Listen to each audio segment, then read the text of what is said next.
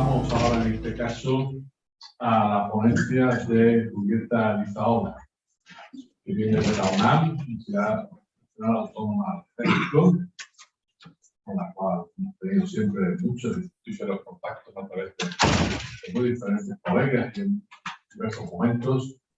Ella es licenciada en Sociología y doctora en Filosofía por esa universidad.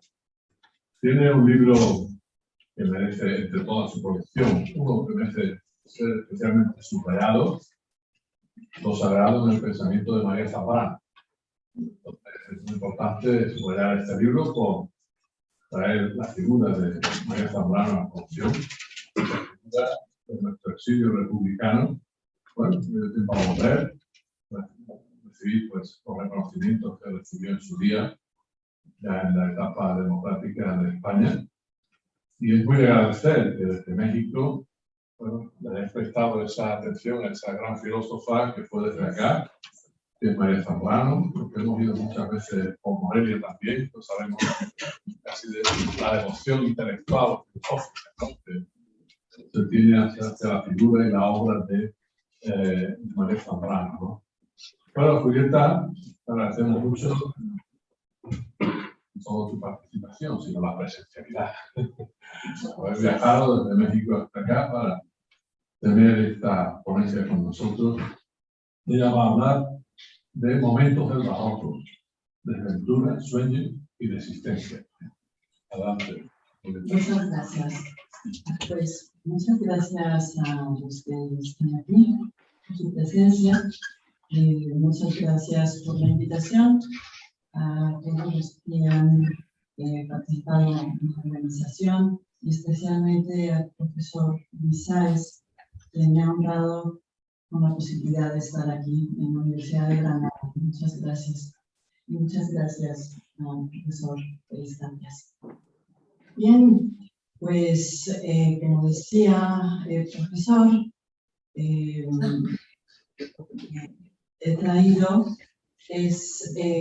un intento por vincular esta preocupación por qué fue el barroco, por qué es el barroco, y una pregunta que nos ha dado vuelta desde hace varios años, que es cómo se inserta en la Universidad de México en específico el movimiento cultural del humanismo y el movimiento cultural del barroco. Para nosotros resulta de primer orden, porque eso tiene que ver con la posibilidad de algo que también ha inquietado a los españoles, que es de dónde surge, si es que esto puede contestarse, de dónde surge la identidad, el problema de la identidad. Y para los mexicanos es algo muy problemático, muy problematizado y siempre está en el aire. Siempre nos acompaña.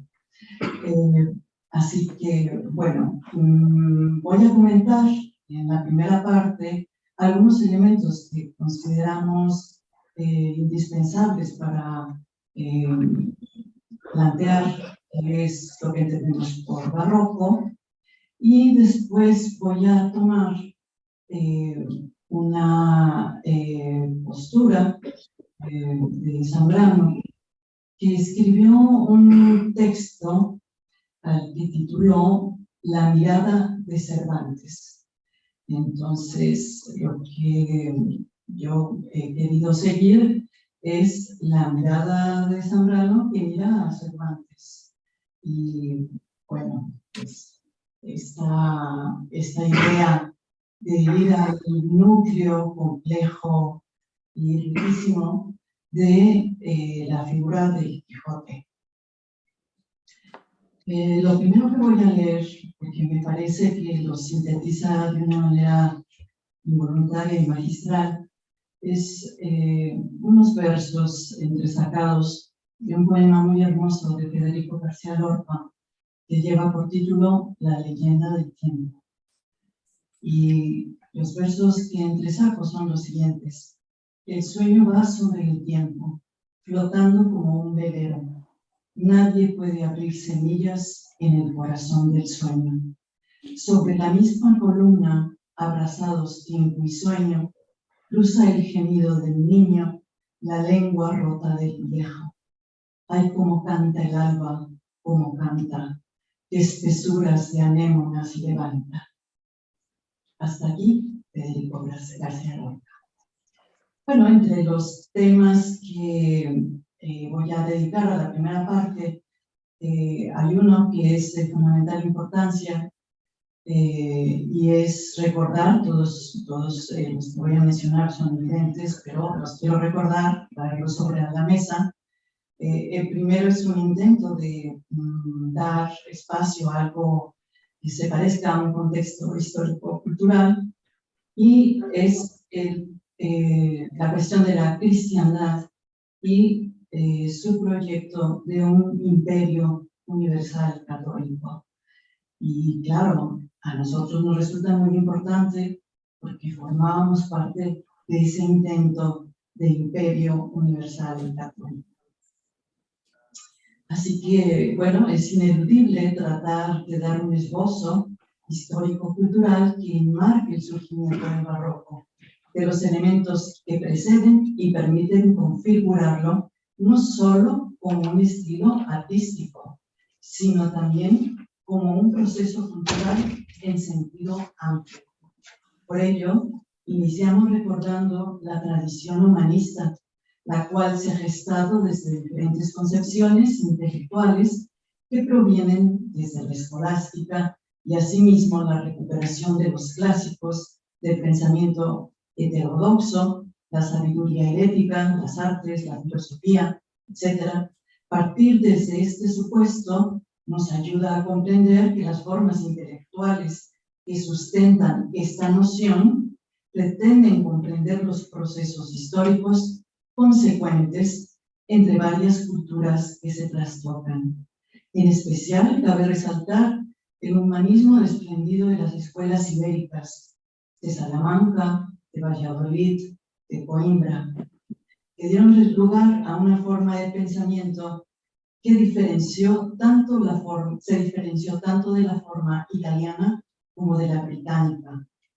Los herederos de la postura ibérica podríamos encontrarlos también en las universidades novohispanas, las cuales alimentaron estas enseñanzas para comprender su entorno, su lugar en el mismo y modificar pragmáticamente la organización social, política y religiosa.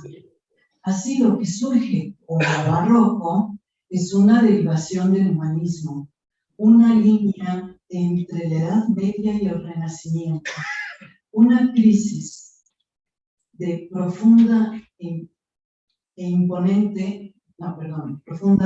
ante el desvanecimiento de un mundo, lo cual devendrá en una transformación cultural que denominamos la otra modernidad.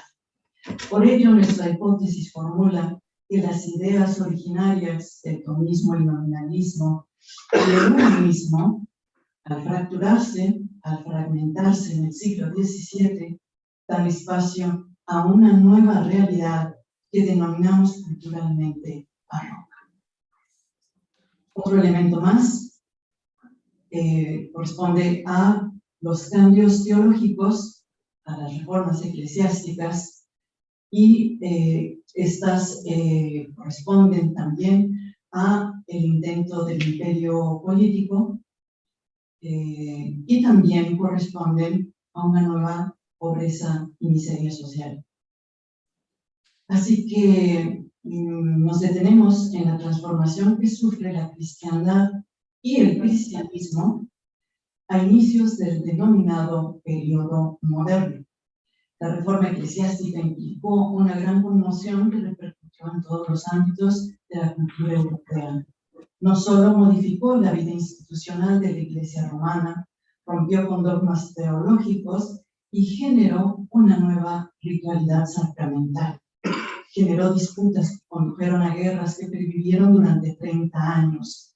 A su vez, la Iglesia romana dio lugar a la Contrarreforma, y con esto se legalizaron exclusiones, persecuciones, inquisiciones y una nueva orden evangelizadora, como lo fue la Compañía de Jesús.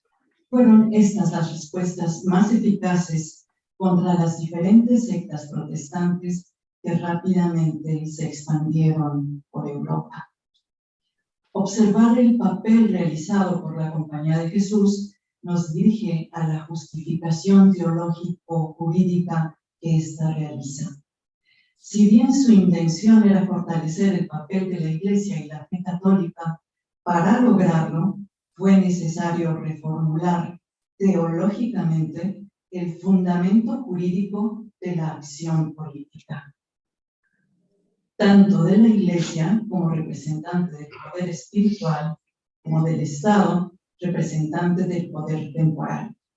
Será dentro de este marco de disputas teológicas que tenga sentido abrir de nuevo la cuestión sobre la ley y retomar el debate sobre los espacios políticos que les corresponde, lo cual proviene de la vieja querella entre autoridad y potestad, es decir, entre dos tipos de jurisdicciones, una del Papa, otra del Príncipe. Las controversias sobre la condición de la ley, su fundamento y su regulación producen un nuevo horizonte de reflexión, propio del pensamiento político moderno, donde entran la soberanía, la autoridad, la elección del bien común y, por supuesto, la libertad. Otro elemento más corresponde a tratar de aclarar el carácter del barroco va a ser considerado metahistórico, igual que el humanismo como un proceso cultural, no como un movimiento o una época artística. Tampoco definimos al barroco como una época histórica que se circunscribe tan solo a los últimos años del siglo XVI y a lo largo del XVII, ni lo entendemos como adjetivo, sino como un concepto que da cuenta de un proceso cultural. Por ello recurrimos a la consideración de que en tanto proceso cultural contiene sus propios elementos necesarios a tomar en consideración y que mencionamos someramente. La primera corresponde a la transformación de las teorías y concepciones cósmicas que tendrán un importante significado simbólico. El paso de la concepción geocéntrica a la heliocéntrica, donde el Sol tome el lugar central en la representación del universo, trae como consecuencia la pérdida del centro cósmico, que deriva en el abandono de la concepción antropocéntrica. La creación divina, hasta entonces, había tenido como sentido a la vida humana. La desaparición de este elemento viene acompañada de la pérdida de la fe en una sola verdad, así como en la confianza en el orden jerárquico del universo y de la armonía de la proporción. La misma naturaleza no respondía a un orden racional jerárquico ordenado impecablemente, sino a lo irracional, misterioso, oscilante, inabarcable, cambiante. Esta suerte de desplazamiento se sucede de forma más relevante en el transcurrir del siglo XVII. Habría que mencionar que este siglo conoce también una serie de adversidades que conducen a buena parte de Europa a una pobreza generalizada, una extendida crisis económica, a hambrunas, a pestes, a guerras de religión, que dejarán una huella anímica y que expresará la enorme inquietud que propicia la imposibilidad de la certeza, de la fijeza, de lo inamovible. Un mundo en continuo cambio que tardó en ser aceptado. En España, que incluía entonces a Portugal, serán la literatura y las artes plásticas los ámbitos en que más claramente se manifieste, así como la difusión del programa de la Contrarreforma, como lo será para la propagación de la fe que asume la Compañía de Jesús. El cambio continuo que se sucede desde el siglo XVI va tomando distancia de la representación clásica y asumiendo la falibilidad del mundo. Las experiencias de la desventura, de lo aparente, de lo ilusorio, de lo ambiguo, generan un nuevo tipo de sufrimiento ante la nueva concepción de un orden oscilante. El siglo de oro español es un muestrario magistral de estos desasosiegos. A principios del siglo XVII, señala Virginia Aspe, se desplaza lo clásico al barroco literario. Se descubre el valor artístico de lo decorativo frente al valor lógico-conceptual. Los artificios no son solo maneras de expresión artística copiadas del barroco italiano, sino que reflejan algo previo español. La paulatina conciencia de la participación de la razón y la libertad individual. La literatura expresa poesías con hipérboles, retruécanos y mnemotecnias. Su técnica pone énfasis en el espectador. La clave está en que los artistas se preguntan respecto de los espectadores. ¿Cómo miran? ¿Qué captan? Gracias a ello se produce lo maravilloso, provocando el asombro mediante enigmas y contrastes que proceden de un análisis filosófico previo. El tema de la conciencia mental y del sueño, explorados por Suárez y Molina, quienes introdujeron también un nuevo modo de abordar la libertad y su impacto político. Gracián, literato jesuita, es el puente entre el barroco español y el novohispano. Su análisis merece todo un estudio. En esta vía se introduce el ingenio y la tecnificación del mundo surgido del probabilismo jesuita. Hasta aquí la cita de Virginia Aspe. El siglo de oro logra su esplendor literario hurgando y expresando los efectos de la zozobra de este mundo ahora cambiante, ahora oscilante. La literatura del siglo de oro es un momento de brillante creación poética, siendo un patrimonio ibérico inigualable. Sus elaboraciones comprenden las inquietudes espirituales propias de esta nueva alma barroca, desasida de sus hasta hace poco certezas y definiciones.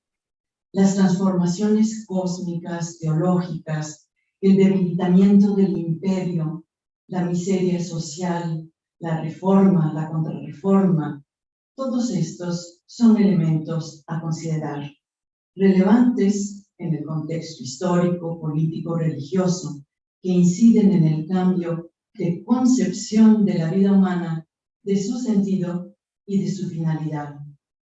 El barroco como la experiencia vital enrarecida, sin explicación conceptual que logre dar cuenta de lo que pasa, ni atributo divino que dé cauce al derrumbe de una percepción del mundo que se ha desvanecido.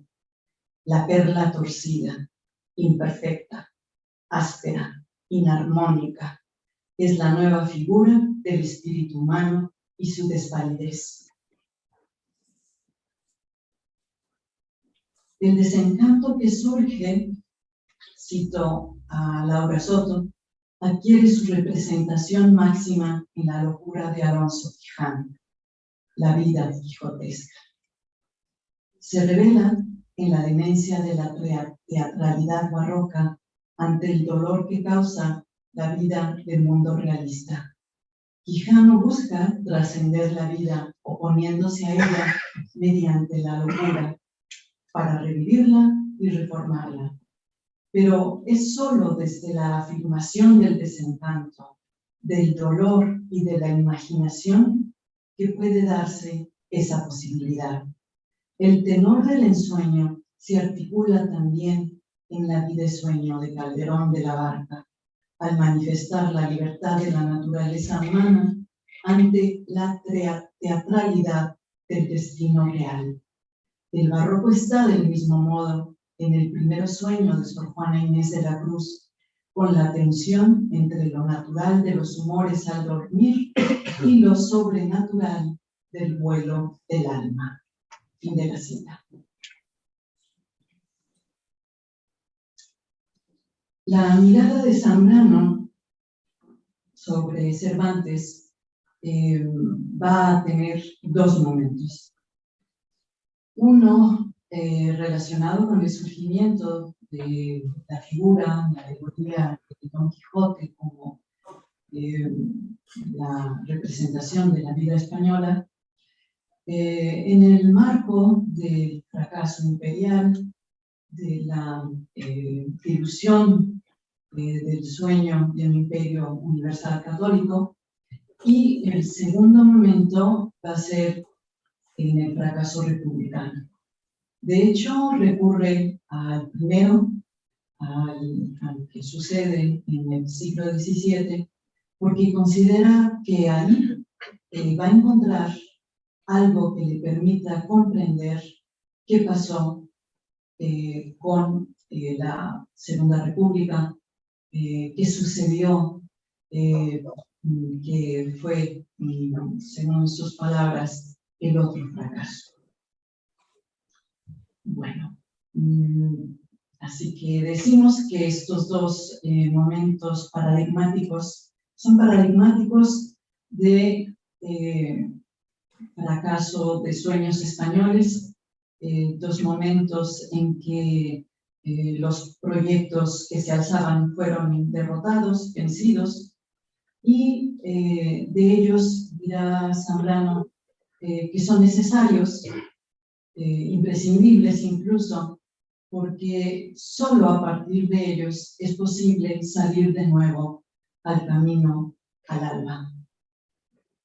Y uno de esos momentos, como decía, pues va a tener lugar en el siglo XVII, y no solo va a desarrollarse en la península ibérica, ni tampoco en el Nuevo Mundo, sino que las contradicciones que se generan van a mostrar su creciente ambigüedad a ambos lados del Atlántico, tanto en la península como en el Nuevo Mundo.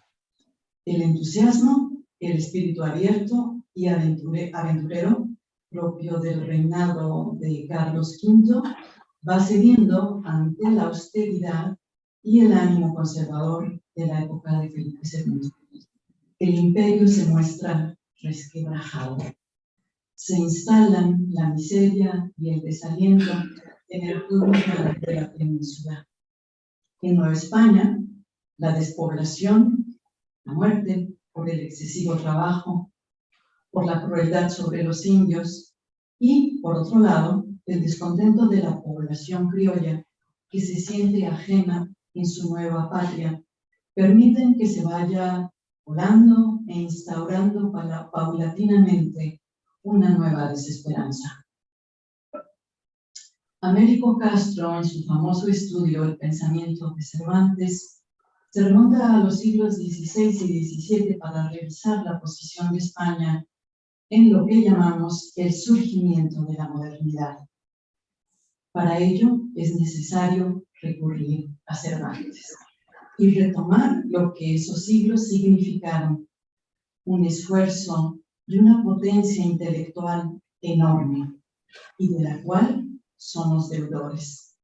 Zambrano coincide con esta perspectiva, pues considera que es la literatura la que hurga en los secretos de la existencia. Y eso, precisamente eso, será lo que le otorgue un espacio central a la literatura y a las artes plásticas.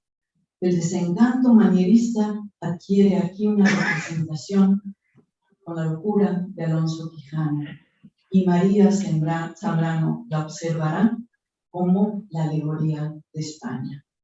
España que es sueño y a la vez es verdad.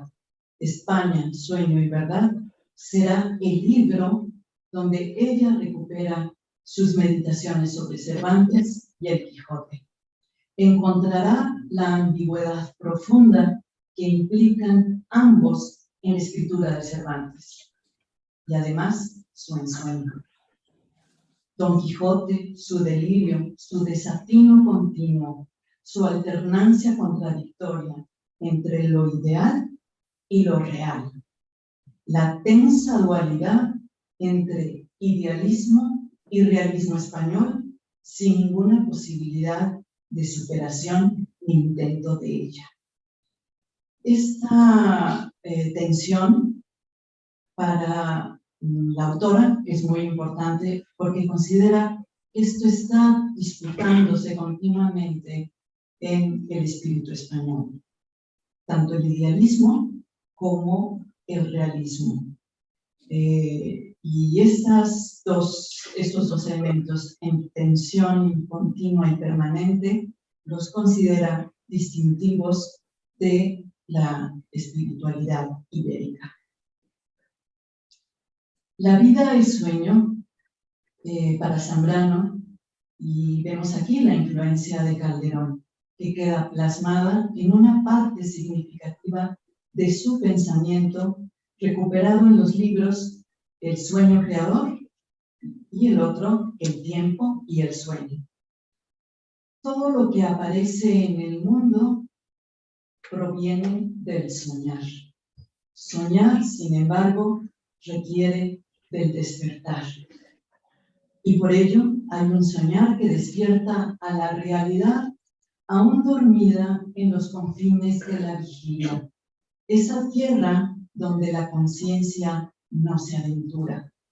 La vida es sueño, pero pide despertar.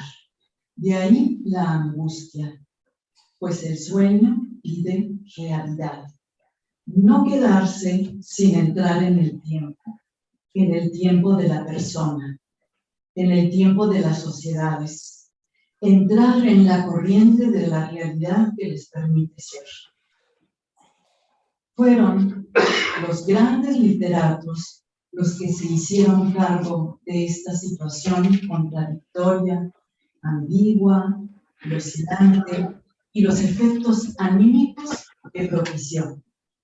La idea de que la filosofía española se encuentra diluida en la literatura, a juicio de Unamuno, condensa la concepción de la labor del pensamiento español. No han existido grandes catedrales de pensamiento, dice Zambrano, ni grandes sistemas metafísicos.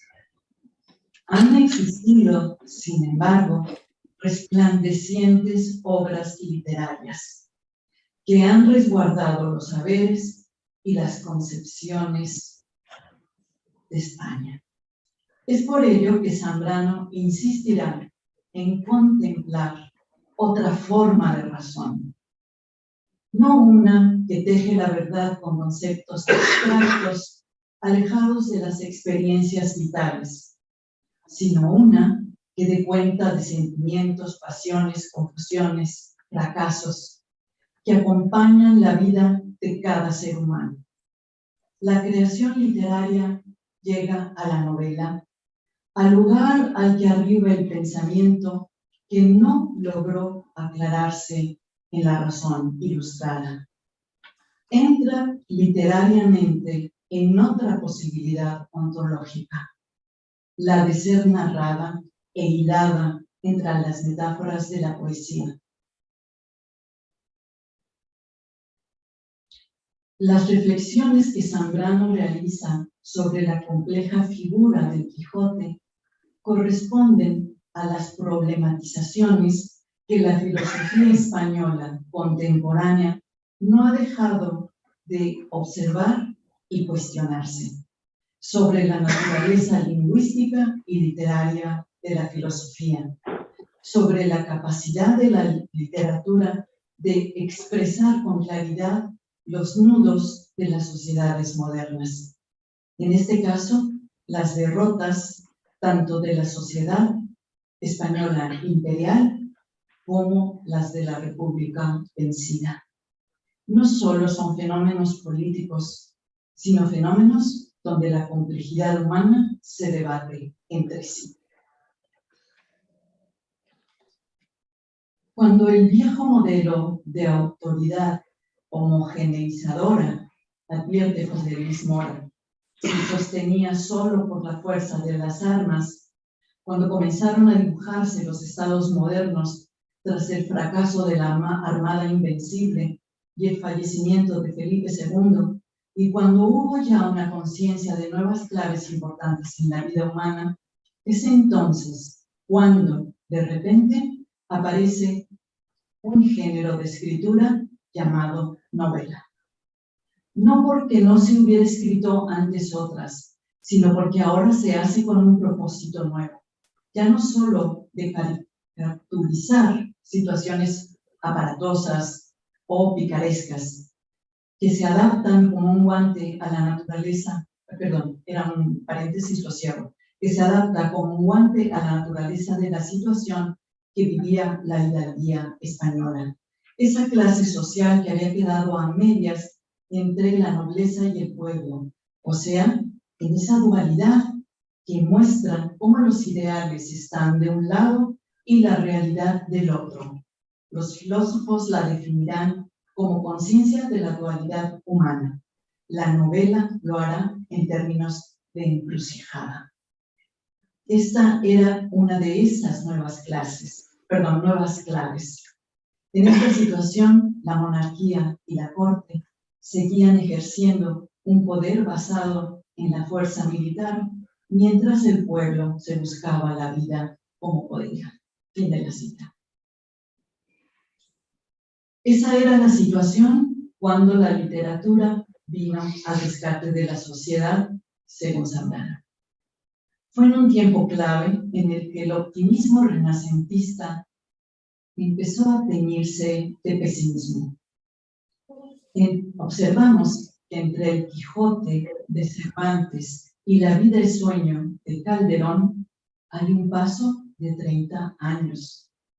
Y para llegar al Criticón de Gracián pasó medio siglo. Es decir, fue algo paulatino, algo que fue sucediendo poco a poco y que se fue, como dice la cita, tiñendo cada vez más de pesimismo. Don Quijote, dice Zambrano, es nuestra cifra, no cabe duda, y sin embargo no se ha mostrado en la luz directa de la épica o saliendo de la caverna de donde vive la tragedia. Su aparición se da en la luz uniforme de la novela. El fracaso humano, su delirio y su sueño fue captado por el genio literario de Cervantes. La novela, cita de Zambrano, supone una riqueza humana mucho mayor que la filosofía, porque supone que algo está ahí, que algo persiste en el fracaso. El novelista no construye ni añade nada a sus personajes, no reforma la vida, mientras el filósofo la reforma, creando sobre la vida espontánea una vida según sus pensamientos, una vida creada, sistematizada. La novela, en cambio, acepta al hombre, tal cual en su fracaso, mientras la filosofía avanza sola.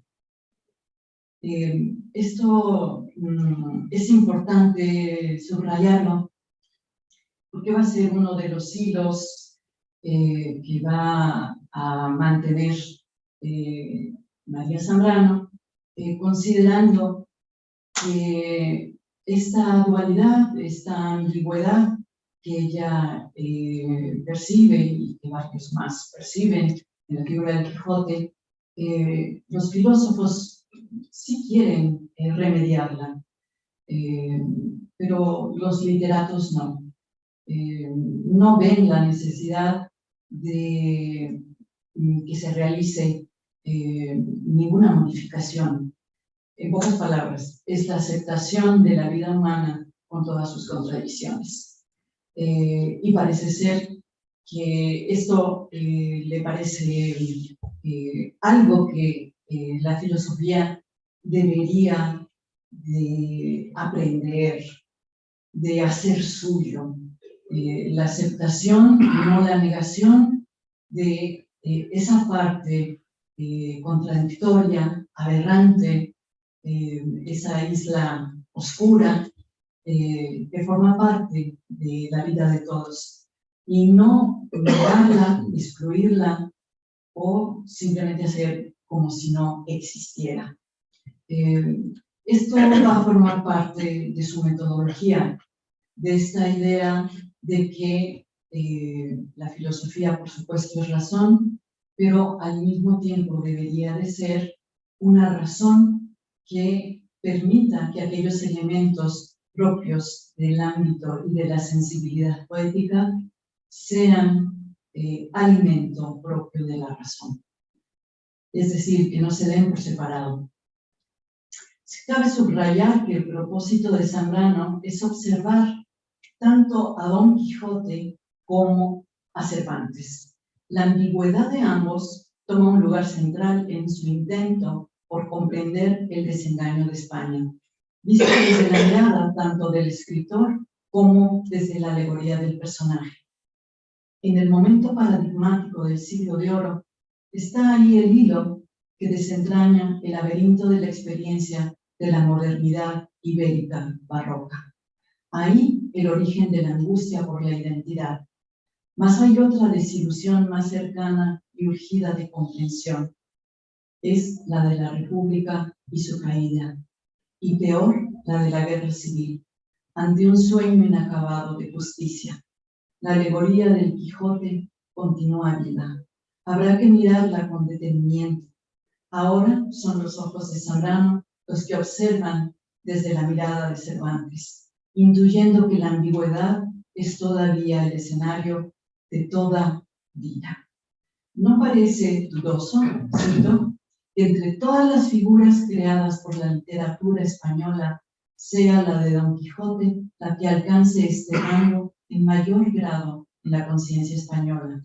Que sea también el símbolo aceptado universalmente lo confirma, pues que un pueblo, por definida que sea su peculiaridad y su destino, no deja de ser una parte de la historia universal en función de la cual alcanza su rango efectivo.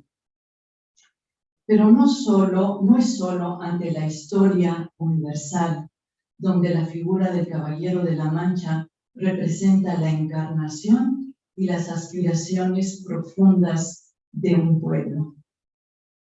Para percibir claramente este valor o este proyecto, antes hay que aislar un problema que parece afectar a los españoles, pero que uno se da cuenta rápidamente afecta igual a toda la cultura occidental. Es el problema de la ambigüedad. Y bien, toda ambigüedad pide una liberación. Cierro cita de María Zambrano.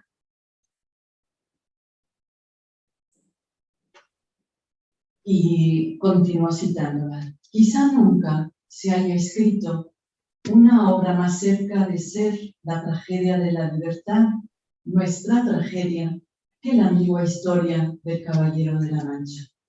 Mas su ambigüedad podría quizá resolverse así. Sin alianza con la poesía, el pensamiento filosófico no podría alcanzar el secreto supremo de la libertad terrestre. la fusión de la libertad con lo que parece ser su contrario, el amor y su obediencia. La novela es mirada de Cervantes sobre un mundo ambiguo, en tensión y contradicción, permanentemente entre el idealismo y el realismo, sin solución. Veo que me queda poco tiempo y quiero avanzar un poco más, así pensar unos párrafos.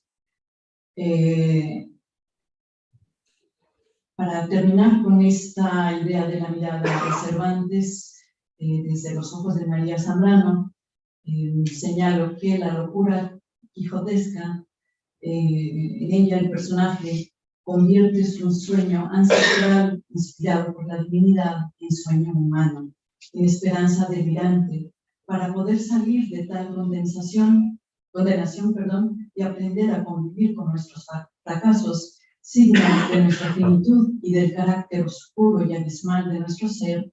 Hay que buscar en la novela el punto de encuentro entre filosofía y poesía, capaz de conciliar el ensueño personal y la claridad de la conciencia.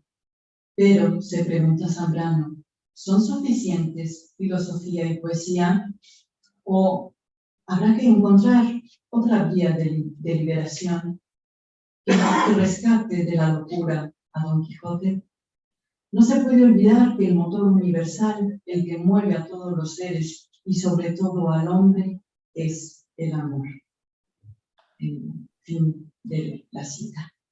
Bueno, esta idea de la posibilidad de la convivencia y es la posibilidad del amor la que podría, como a Don Quijote, recuperarlo, salvarlo.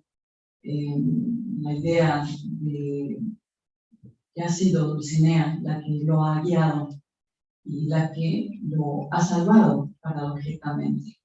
Y esta idea, la Segunda República, el fracaso, la caída, piensa ella, podría ser también recuperado por la posibilidad de seguir algún tipo de enamoramiento, de pasión, de convivencia humana, amorosa. Bueno,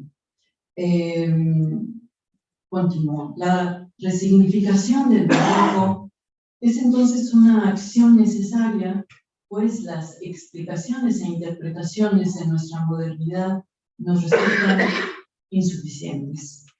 Parte de la mala hermenéutica realizada en Iberoamérica pasa por la deficiente comprensión de nuestro pasado, incomprensión de las resonancias de lo que representó en su momento, por un lado, la pérdida del imperio para España y por el otro, para América, la necesidad de establecer una resistencia ante la colonización europea.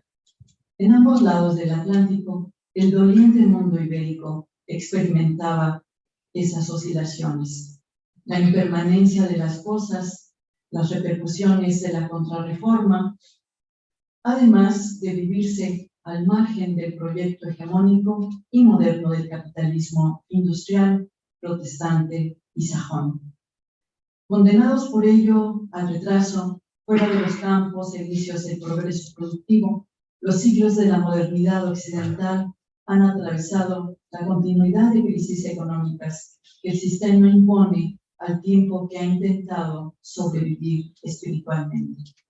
Hoy nos volvemos a preguntar por lo que dejamos atrás para mirarlo, para observarlo, por más perturbador que nos resulte, para interpretarlo desde nuestras propias experiencias e inquietudes. Por ello, tiene sentido preguntarnos de nuevo qué fue de nuestro barroco, de este que ha estado latiendo durante los últimos siglos y que no fue un fenómeno de época con fecha de caducidad cumplida, sino un proceso cultural que aún no cesa. Esta preocupación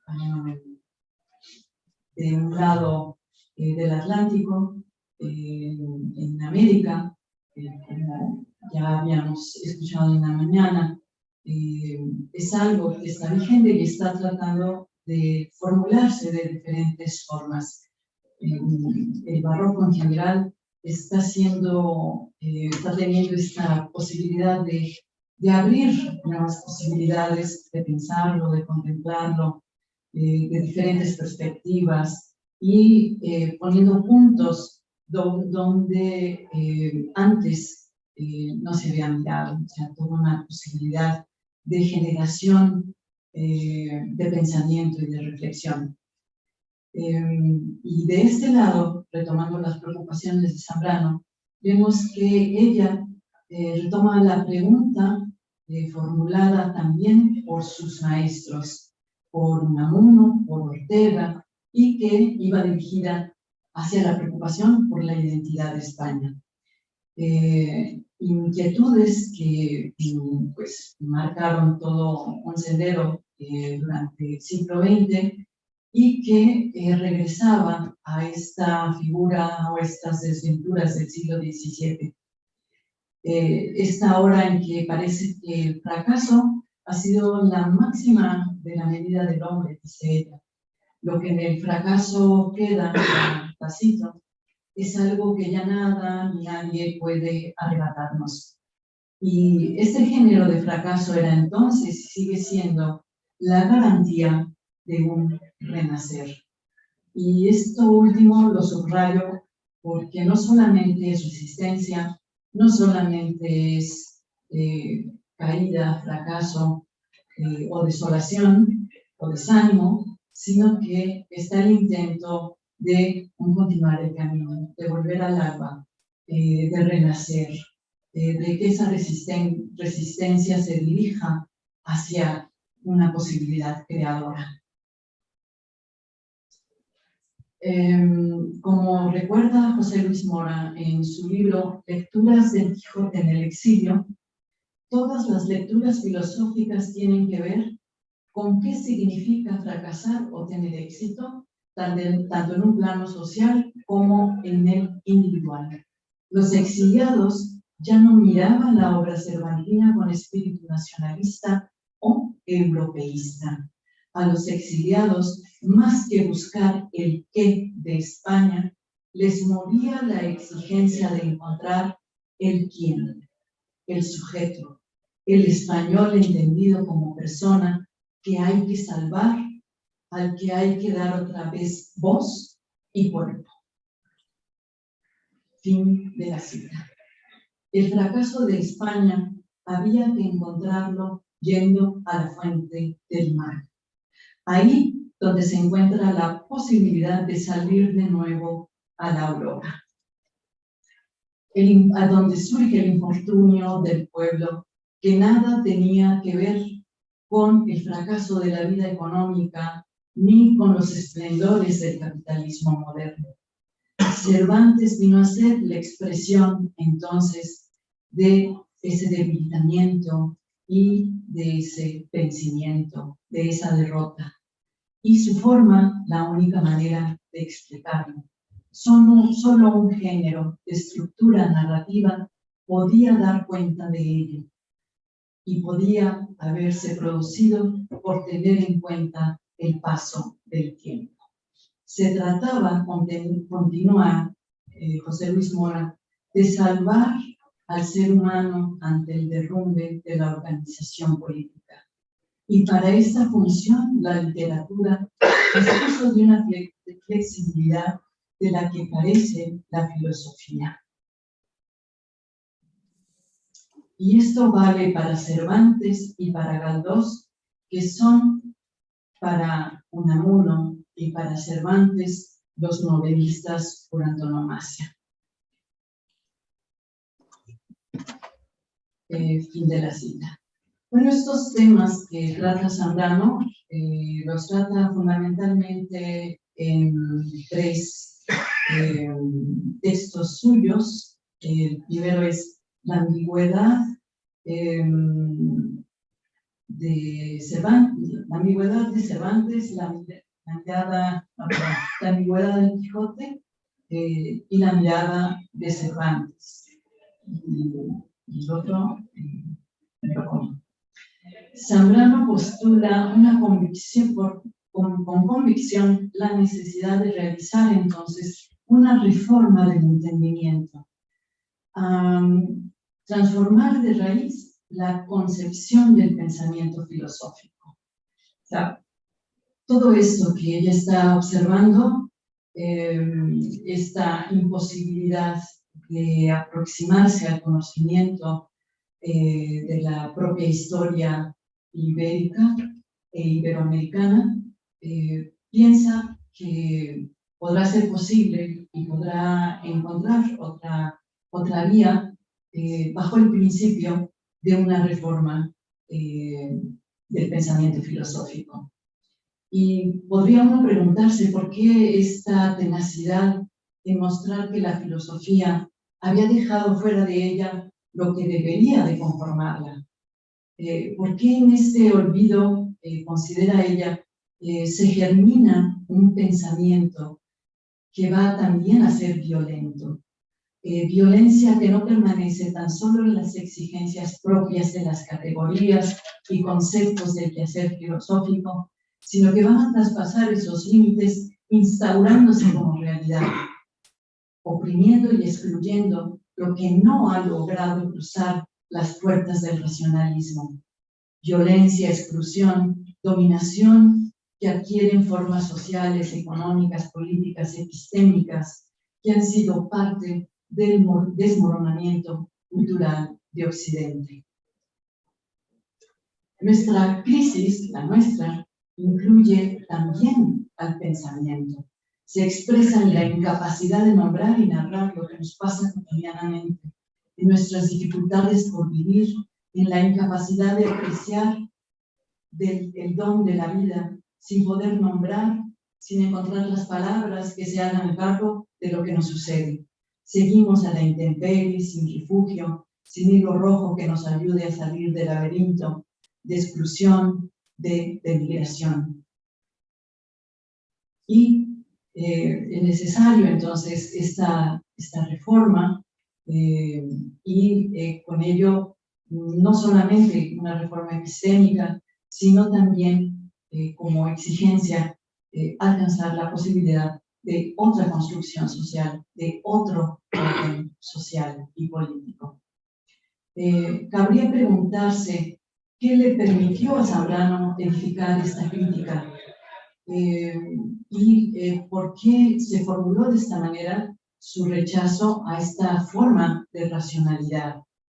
Y lo que observamos es que estas inquietudes nacen, dice ella, de lo que sentimos, de ese modo que nos habita y que nos inclina a ahondar en él, a una aspiración de identificar la realidad con la racionalidad, ha ofrecido un horizonte sesgado y empobrecido. Dejar fuera la experiencia, nuestras experiencias y su vinculación entre las diferentes dimensiones de la vida humana, he ahí el error. ¿Cuál es entonces la posibilidad de mirar sin reducir, sin empequeñecer el mundo? Es, dice ella, volver a sentir lo originario, que se encuentra en el centro de nuestra interioridad y por ello esta propuesta de racionalidad pretende reivindicar el conocimiento encarnado, ligado al cuerpo y a los sentidos. Bueno, no sé si tengo tiempo, si me estoy pasando. Ya estamos, ¿verdad? ¿Tenemos ahí ya? No, continuamos entonces un poquito más.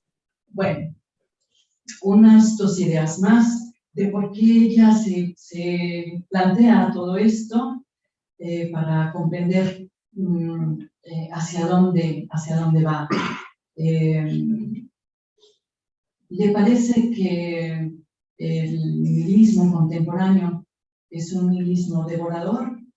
y que esta angustia está marcada dentro de estos límites históricos de la modernidad, donde un yo moderno está sujeto a una suprema resistencia. Resistencia contra la alienación de la existencia. En un análisis crítico de la modernidad, va a poner de relieve que esta forma de comprensión lo que revela es una insuficiencia de nuestra razón. Y por lo tanto, es necesaria esta reforma del entendimiento de la que hablábamos y con ello alcanzar la posibilidad de superar al racionalismo. Una superación que dé forma a otra razón en la que las experiencias vitales, nuestras experiencias vitales, no solo formarían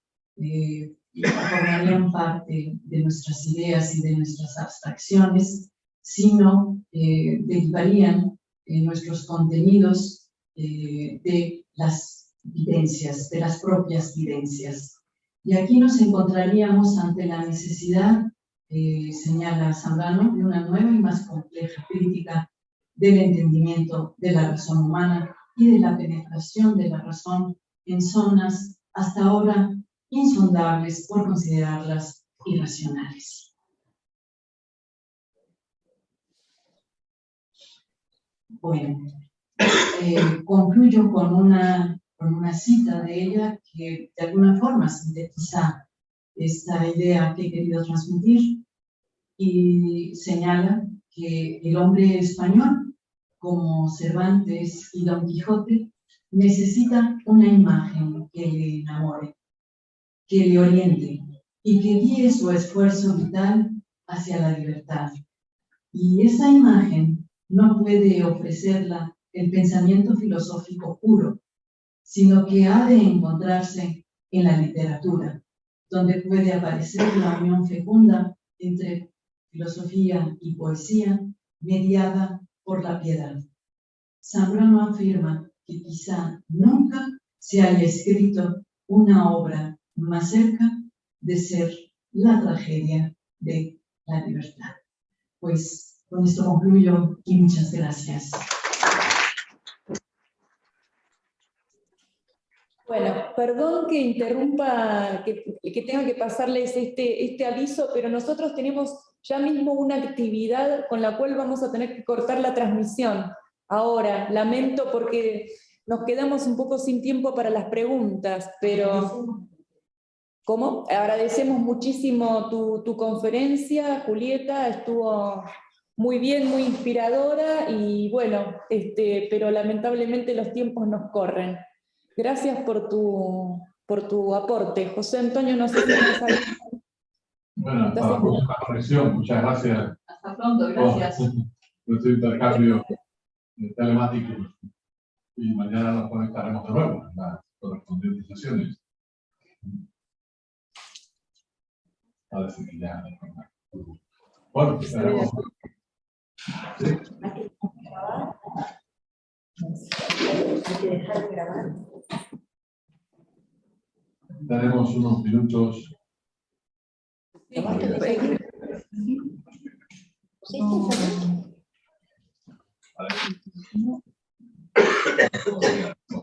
Bueno, muchísimas gracias, Julieta, como ya ha dicho María José de Buenos Aires, por esta bella y cargada de sugerencias y reflexiones de exposición que has hecho. Es muy de agradecer que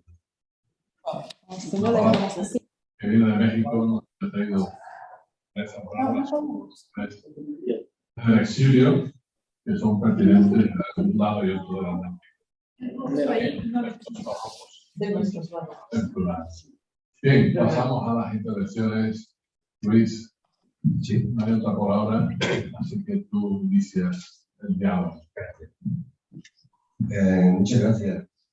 Me ha encantado tu ponencia, ¿no? no solamente porque hable de Zambrano y en fin, porque no la figura aquí sagrada, ¿no?, de Don Quijote, sino porque se puede verter lo que han dicho sobre el barroco en general, ¿no? Y es que, además de ser el barroco, pues este movimiento de diferenciación, de ruptura con una identidad, de ruptura con un poder soberano, etcétera, ¿no?, de mistura, ¿no?, entre puntos de vista, etcétera, hay en el barroco también un elemento trágico. Que el barroco tenga que ser trágico o sea trágico esencialmente, bueno, pues eso no lo tengo claro, pero que hay un elemento trágico que lo acompaña, ¿no? Entonces, es precioso lo que has presentado, porque me ha recordado lo siguiente. Decía, has dicho tú que la idea que estaba trabajando Zambrano ahí, pues es que en fin, el barroco pues, es un momento de decepción, de crisis, de desencanto, etcétera, ¿no? Y que decía, esto es necesario para el nuevo día o para elevarse de nuevo, ¿no? O sea que el momento de desencanto mismo es también justo, ¿no?, es una elevación. Esto me ha recordado lo que decía Jasper, ¿no?, acerca también de la figura de Cervantes y de Gracián, ¿no?, que mostraban lo esencial de lo trágico. Casi juicio era, ¿no?, y decía que, dice, en la caída, ¿no?, de lo finito, contempla el ser humano lo infinito, ¿no? Y también decía, refiriéndose a la figura de Don Quijote y siguiendo su teoría, ¿no?, que el héroe trágico vence en su derrota. O sea que la derrota es absolutamente necesaria, ¿no? Y en fin, a mí me parece que ese elemento pues, forma parte del barroco, va ahí, ¿no? Y es disruptivo, ¿no?, con cualquier forma de estabilización. En fin, quería decirte, ¿no?, que ha estado precioso que hayas traído aquí el elemento este. Pues muchas gracias, muchas gracias. Y sí, creo que esto que has subrayado, esta idea de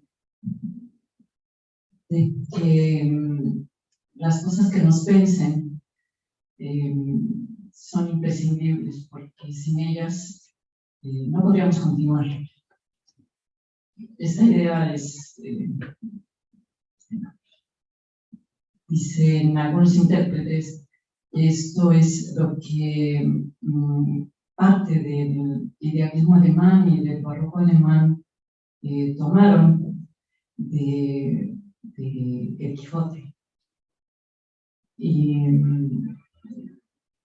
bueno, Benjamin de alguna manera lo menciona en su prólogo alemán. Sí, el drama alemán. Y bueno, esta idea del Quijote, que bueno, es riquísima, sabemos todos, a todos nos cautiva, pero volver a pensar en ella como el paradigma de algo que es imprescindible para la vida humana, que es ser vencido, y que parecería que queremos evitarlo siempre. Y bueno, esa idea de, claro, se quiere ver lo que nos ha vencido, ir a ello para continuar, ¿no? Por eso para ella era tan importante ir de nuevo a esta figura, porque era una exiliada y había estado involucrada directamente en la construcción de la República. Y era para ella una necesidad. Así que bueno, pues por ahí.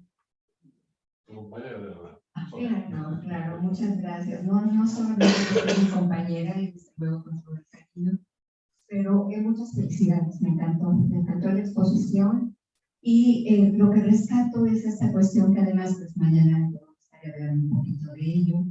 Esto como comenzaste diciendo de los sueños, cómo los sueños quieren encarnar en la realidad. Los sueños incluso tendrían la necesidad de incorporarse al flujo de la vida, al flujo de los cuerpos.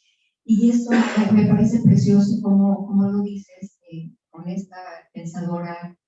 Acá, bueno, ya sabemos, es española, en México decimos es mexicana, de modo. Con todo derecho. Con todo derecho, estuve en Morelia, estuve en UNAM, ¿no? No, pero lo que me gusta particularmente es hacia dónde lo que provoca esta idea de que los sueños quieren encarnar, porque ahí nos da inmediatamente la imagen del barroco, del arte barroco.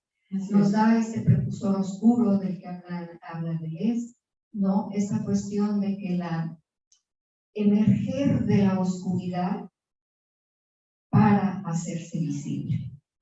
El sueño quiere abandonar ese mundo de tinieblas, ese mundo no definido, para irse a lo visible, a la definición, y está en esto todo el juego que está constante en el barroco de la invisibilidad y lo visible. Y yo no lo había visto ensamblar. Muchas gracias, felicitaciones. Sí, tiene una parte muy importante de su obra, y en algún lado ella dice que eso fue lo que le quedó pendiente de desarrollar más, porque alcanzó a trabajarlo bastante, pero todavía le quedaron cosas. Y es esa idea justo que tú acabas de señalar, cómo el sueño quiere entrar al tiempo vital de la persona. Y eso es despertar de la persona. Gracias. Sí, por favor. Pasa del mismo. Gracias. Por la idea, al hilo de la reflexión que ha ido haciendo y recuperando quizá tus primeras palabras, ese proceso de identidad en el que vosotros estáis inmersos, ¿no? Yo creo que quizás sea un proceso también muy español. España está permanentemente en ese proceso. Yo creo que es su debilidad, pero también es su grandeza. Esa constante búsqueda de nuestra identidad. Y claro, ahí hay una pieza fundamental, la noción de fracaso. Quien da autenticidad a ese proceso es precisamente el reconocimiento de nuestra capacidad de fracasar y de, bueno, pues cuando estamos en el suelo, lo único que le pasaba a Don Quijote, al techo, que no podía ni levantarse. Pues entonces se le ocurría, bueno, ¿qué he leído? ¿Qué pasa? ¿Qué me puede sugerir toda mi cultura, todas mis reflexiones para salir de este proceso? Sí. Sí, es una necesidad que creo compartimos ampliamente. Sí. Bien. Llegamos al final de esta sesión, que nos han dejado tan impactados. Bueno, muchas gracias, Julieta, porque nos ha permitido inyectar cierta dosis de entusiasmo en medio de la melancolía por los fracasos. Como algunas cosas me atrapan mucho, voy haciendo la digestión poco a poco. Ya mencioné lo de la fiesta nacional de ayer, una clara exposición de nuestros problemas de identidad colectiva. Y dejé por escrito ayer que quizá el día que podamos recoger el legado de tantos exiliados y exiliadas de España, quizá tengamos alguna respuesta o algo que celebrar en común en una fiesta nacional. Porque es una historia de muchos exilios y exiliados. Y han mencionado de la mano de Fernando esos dos momentos, ¿no? Al final de la monarquía que se llamó hispánica, ¿no? Que la pero así se autodenominaban, así, con los Austrias. Vino algo peor para muchos, que fueron los Borbones. Y estamos en otra restauración borbónica, no hay que olvidar, no voy a recuperar la restauración de la República, después de la dictadura. Hay que recordar que le siguió otra guerra civil. Aquello no acabó simplemente como un bombón en el trono de España. Siguió la guerra de sucesión, que fue una guerra civil en toda España. Y frente con muchas víctimas por el camino, con sus repercusiones al otro lado del Atlántico. Y la República, pues, cayó con un golpe de Estado y la consiguiente guerra civil. Y muchos exiliados, ¿no? Quizá parte de nuestros problemas vienen por ahí. Por tanto, exiliados que no hemos sabido recuperar. Porque has mencionado mucho a Cervantes. Cervantes es reconocido y sabido que era, sí, de procedencia marrana, judío converso, como Teresa de Jesús, como Felipe de León, como Fernando de Roca, como tantos y tantos otros. Muchos de ellos exiliados internos y otros exiliados externos, como Spinoza, a quien yo, echando de cierta osadía filosófica, en un progreso pasado defendía como un pensador barroco a su manera. Estos pues hay que recuperarlos. Igual que con María Zambrano, con tantos exiliados que aquí han sido grandes desconocidos hasta el día de hoy. ¿Sabes? ¿Quién se acordaba de Sánchez Vázquez?